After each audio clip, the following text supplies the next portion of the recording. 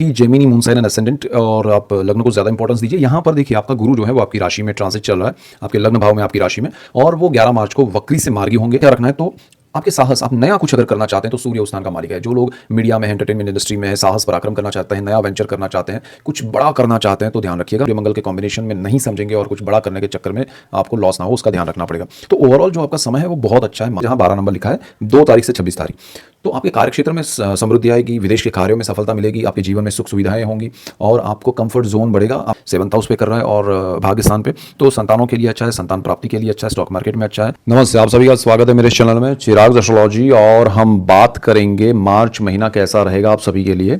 सो हम शुरू करें उससे पहले आपको मैं कहना चाहूँगा, अगर आप चैनल पर नए हैं तो सब्सक्राइब कीजिए और बेल आइकन ज़रूर दबाएं, और आप लाइक शेयर कीजिए ताकि आपको और दूसरों सभी को लाभ हो, और सबको लाभ होगा तो मुझे खुशी होगी।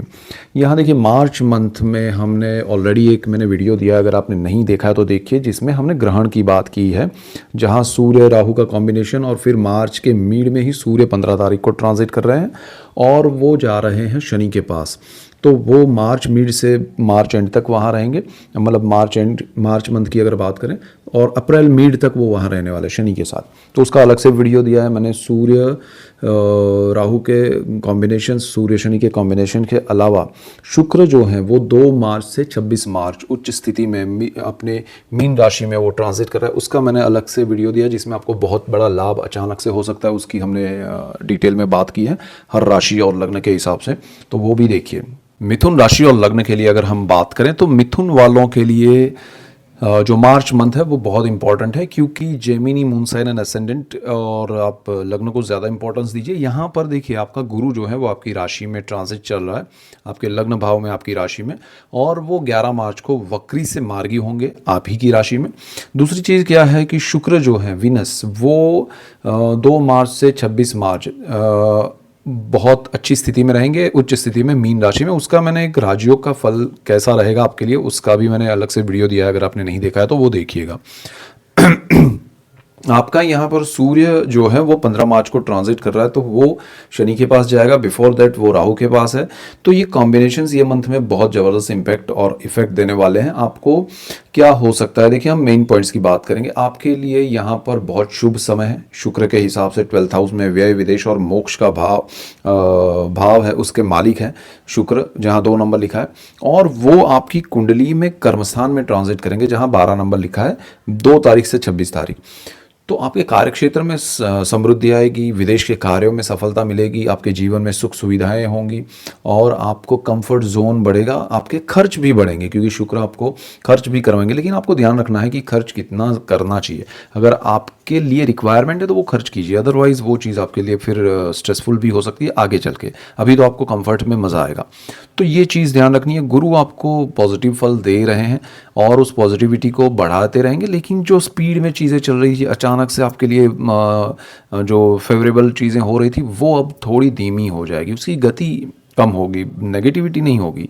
तो वो बहुत अच्छा योग है, वो चल रहा है, लेकिन स्पीड, उसके रिजल्ट्स का फल वो कम होगा। तो यहाँ पर दूसरी चीज़ क्या है कि गुरु की जहाँ जहाँ दृष्टियाँ हैं वो आपके लिए बेस्ट टाइम है।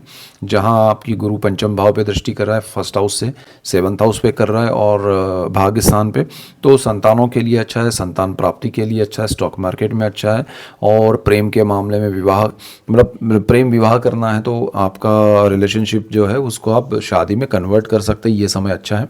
लाइफ पार्टनर से बेनिफिट है, लाइफ पार्टनर से आपको बिजनेस में भी बेनिफिट है।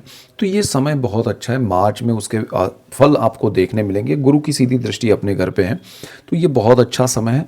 उधर ध्यान क्या रखना है तो आपके साहस, आप नया कुछ अगर करना चाहते हैं तो सूर्य उस स्थान का मालिक है। जो लोग मीडिया में है, एंटरटेनमेंट इंडस्ट्री में है, साहस पराक्रम करना चाहते हैं, नया वेंचर करना चाहते हैं, कुछ बड़ा करना चाहते हैं, तो ध्यान रखिएगा सूर्य उसका मालिक है, ग्रहण में है राहु के साथ। फिर 15 दिन मार्च के ख़त्म होंगे तो फिर वो चला जाएगा शनि के पास। और ये जो 2 स्थान है वो आपको ध्यान रखने लायक है। एक आपका भाग्य का स्थान है और एक कर्म स्थान है।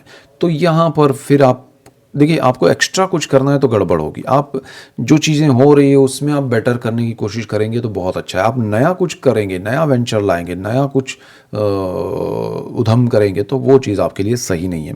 यहाँ पर आपको ओवरऑल देखें तो आपके जीवन में मंगल की यहाँ स्थिति बहुत समझना ज़रूरी है, क्योंकि मंगल आपका 11th house source of income का मालिक है, जॉब का मालिक है, और वो through out the month Rahu के साथ है। अब देखिए आपकी इनकम के ऊपर, देखिए जॉब प्रमोशन सब कुछ हो रहा है, सारी चीज़ें हो रही है, लेकिन इनकम पे इफेक्ट कहाँ होगा? अगर आपके पर्सनल चार्ट के ग्रह सही नहीं रहे, दशाएं सही नहीं रही, और मंगल वहाँ भी कॉम्बिनेशन में सही नहीं रहा आपके पर्सनल चार्ट में, तब जाके आपको प्रॉब्लम आ सकती है। आप इनकम बढ़ाने के चक्कर में जो है वो कहीं और इन्वेस्ट करें और खो दें, या फिर जो चल रहा है उस काम में आप कुछ बड़ा पाने के चक्कर में खो दें।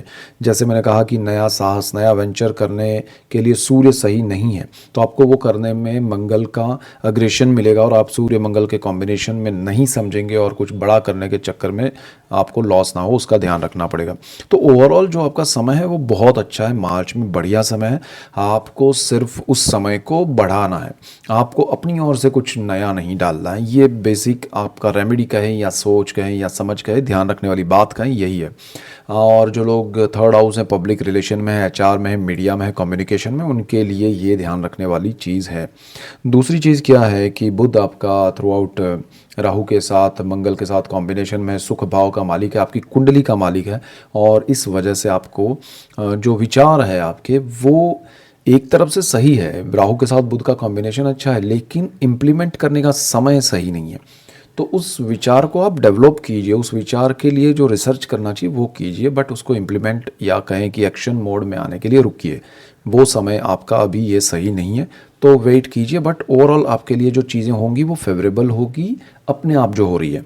आपको कुछ नहीं करना, ये ध्यान रखना है। सो ये मेन पॉइंट्स है आपके लिए।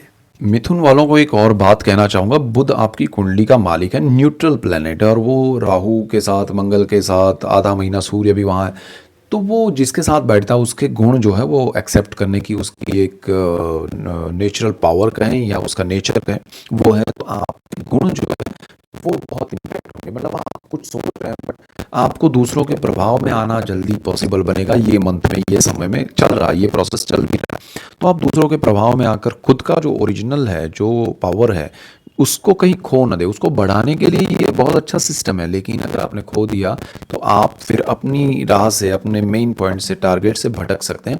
तो ये भी एक पॉइंट है, ध्यान रखने लायक है। अच्छा, चैनल पे आप नए हैं तो सब्सक्राइब कीजिए, बेल आइकन ज़रूर दबाएं, और लाइक कीजिए, शेयर कीजिए। आप सबको लाभ होगा, और आप सबको लाभ होगा तो मुझे खुशी होगी। So that's it for today. Keep watching Chirag's astrology. Thank you for watching. God bless you. And wait, आप अगर चैनल पे नए हैं तो सब्सक्राइब कीजिए, बेल आइकन ज़रूर दबाएं, और शेयर कीजिए, लाइक कीजिए, और आपको लाभ होगा, दूसरों को लाभ होगा, और आप सबको लाभ होगा तो मुझे खुशी होगी। So that's it for today. Keep watching Chirag's astrology. Thank you for watching. God bless you and goodbye. Thank you.